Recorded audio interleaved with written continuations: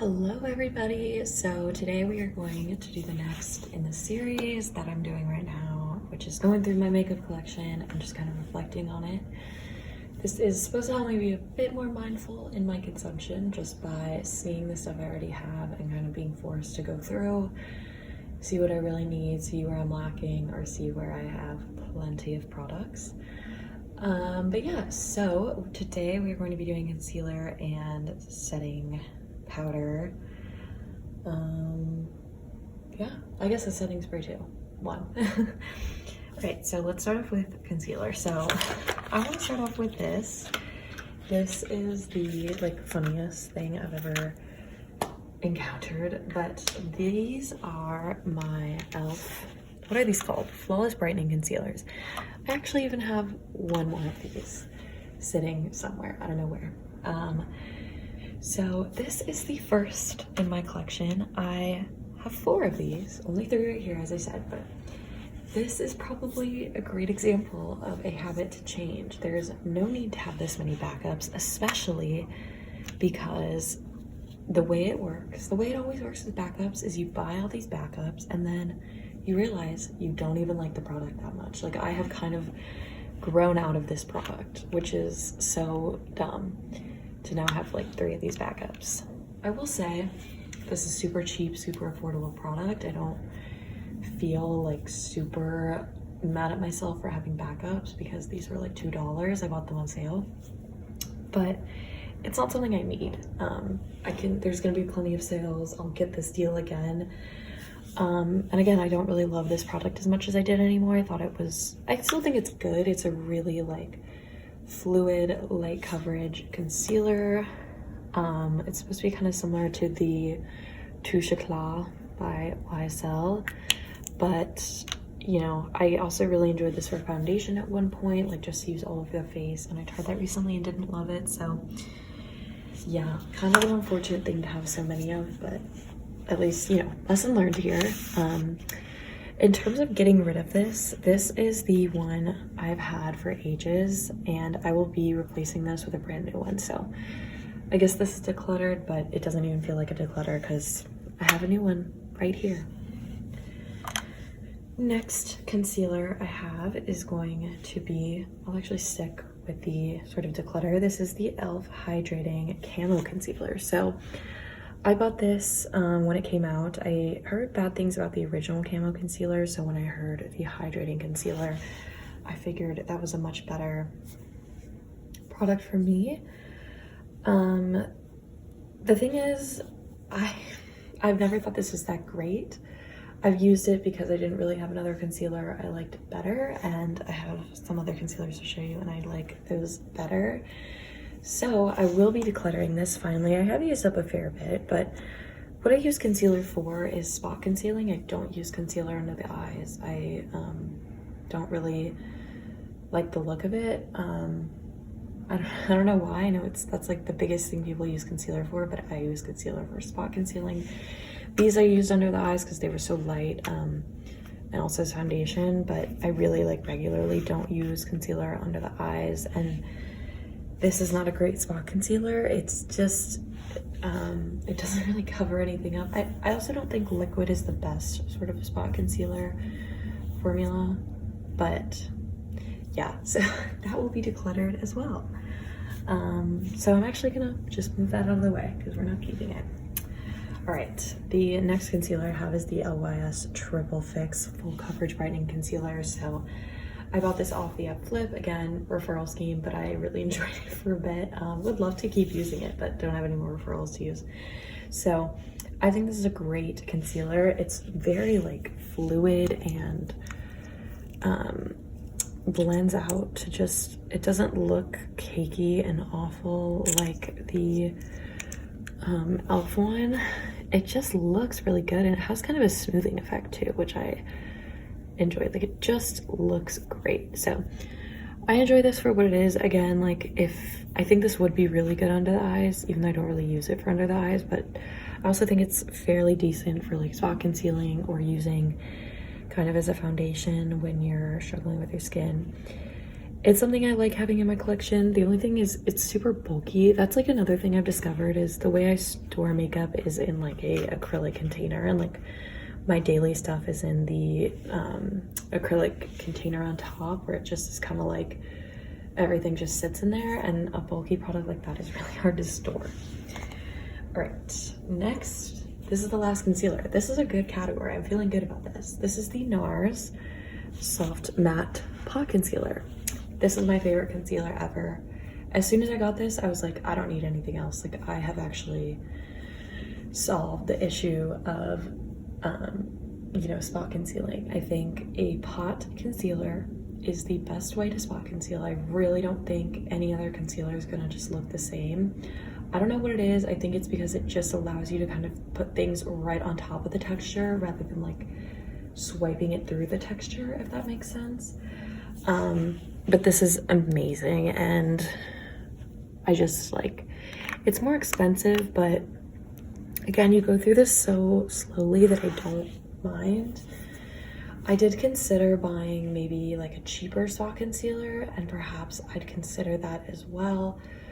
But I just, even as I say that, I'm like, you know, you have a great spot concealer that's gonna work perfectly. Like, you do not need to try out others and see if you can find like a drugstore version or another better one. Like, I feel like that's a mindset I need to change, in the sense like, this is such a good product. I don't need to be like, oh, I wonder if this product is better.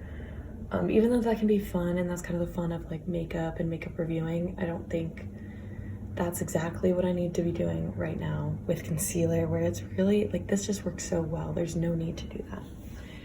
But that is all my concealers, which is crazy. I feel really good about that looking at those. I think it's definitely because concealer is a very like functional product for me. Like, it's not a product where I'm like, oh my gosh, I love this color, I love this effect it has. Like, I use it to conceal acne or, you know, any sort of redness, which I get a lot. I always feel like I have like a spot or two I need to cover up. So it's not something I like enjoy doing. It's just something I like want to do for my makeup. So yeah, I feel good about that. That feels really good. So happy to declutter the things I did. And yeah, let's move into setting powders. This is less good, but not bad. Okay, first we have the e.l.f. Prime and Stay Finishing Powder. It's funny, this was my backup. So again, a backup I didn't need. However, my normal one I used, I actually dropped and smashed, cracked open. And something about this formula, first of all, this is like a $2 powder, so I was like, oh, I don't even care to, you know, repot it.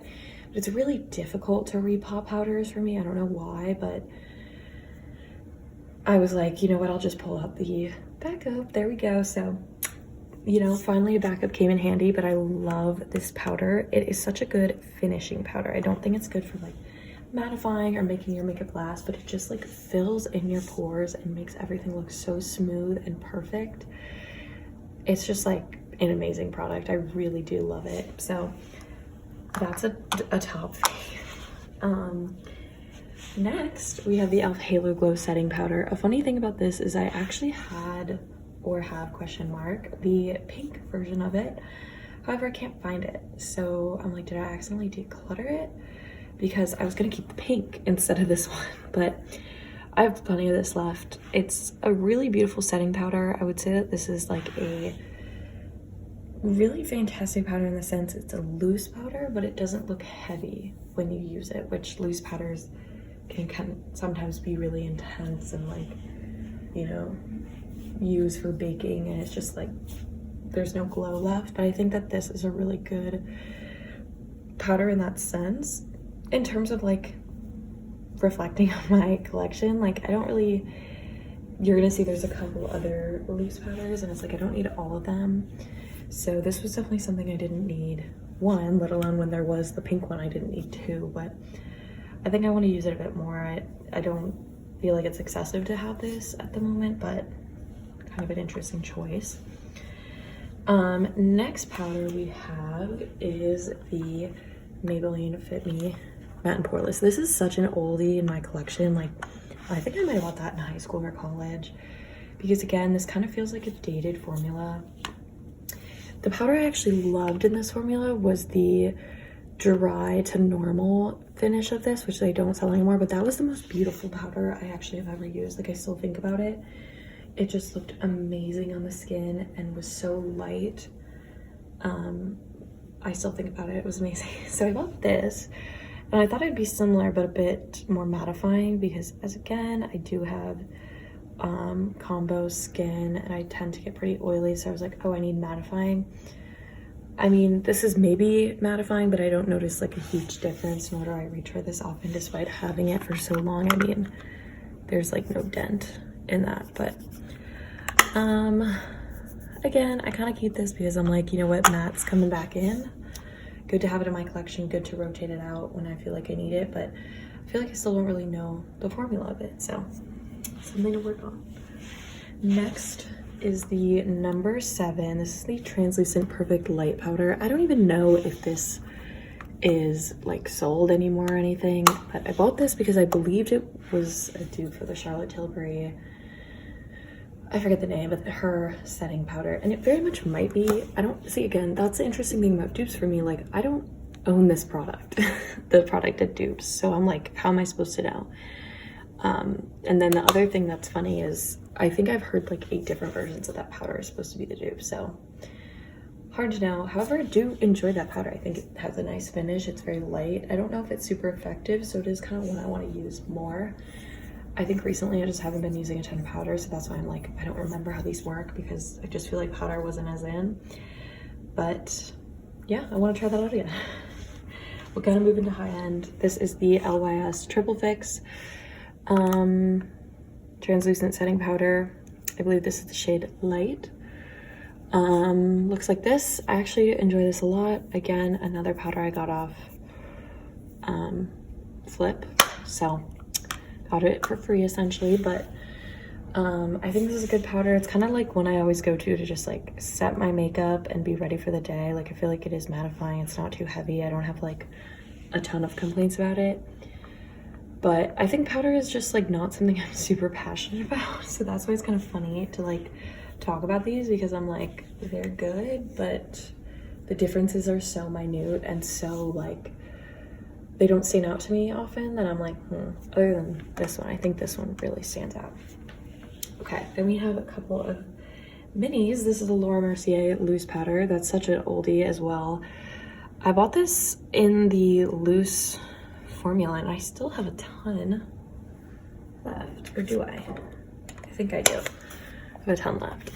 But I have this for when, again, like events where I'm like, I need something to set my makeup or to bake and really lock it in, and I feel like that does it. I don't think that powder's like excellent or super innovative formula, especially now, but I think it works for what it is, and I always turn to it when I'm like really needing it. So yeah, and I think the fact like the mini has lasted me so long again shows like I should be utilizing minis more often when they're available, so that's fun. This is the last powder in my collection. This is the Hourglass Translucent Veil Setting Powder. So this is a gift with purchase, but again, like a pretty substantial little mini here. I have not opened it yet, so it's something I haven't really ventured into, but I feel like I will, especially if I can like get into some of these and try them out more to compare it to this, because again, I think this is a substantial like amount for a gift with purchase. And I'm excited to try it. Again, I think minis are the best way to try these products without like committing to a huge thing of a product you don't even know if it stands out, especially at the price of Hourglass. So yeah, I'm excited to try it. No strong thoughts, obviously, because I haven't bought it. But in terms of reflecting on this, I think this is a bit excessive. I think so many of these like don't stand out to me, and I think that's kind of a big warning sign for kind of like mindless consumption, is the fact I own all these products and have owned them for so long, but I don't even know how I feel about them or how to recommend them. And you know, as I'm talking here, I'm like, I know I like that product, but I can't even articulate why. So I feel like that makes me excited to go back and try it, which again like kind of shows like the fun of the series for me.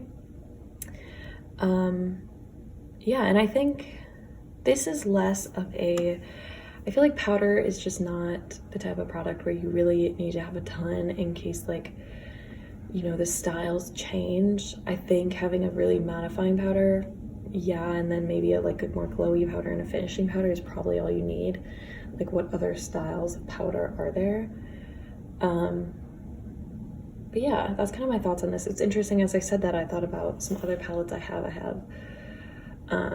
Like some of those Hourglass finishing powders, which I don't consider those powders, but perhaps they might be to some people, but it'll be in a different video. But I think I'll probably talk about how those compare too. But yeah, I think this is a part of my collection I really don't know as well as others. So that's probably also why I have so many, because I don't really like know what I have and what I like for what and if they work well. So I think some work to do here, but probably the first work is to just try them and have some fun using them. So yeah, that's kind of everything for today. Went through the concealers and setting powders. Then concealers, I was very pleased with my efforts and happy to declutter the ones that I did. I didn't think they were like declutters to just like declutter my collection, which is also something I don't want to do in this series. Is like, I don't want to be decluttering things just because I have too many. Like, that is not like a good cop-out, I guess, of consumption. It's just like, oh, I already have this in 3 different colors, I just want to get rid of it. Like, I want to see what I have and try and use things up. So I felt like those powders or the concealers I got rid of weren't that. But the last category I figured I'd include in this is going to be setting spray. This is a pretty minimal category for me, but I thought it might still be worth showing. The only setting spray I have is the MAC Prep and Prime Fix Plus.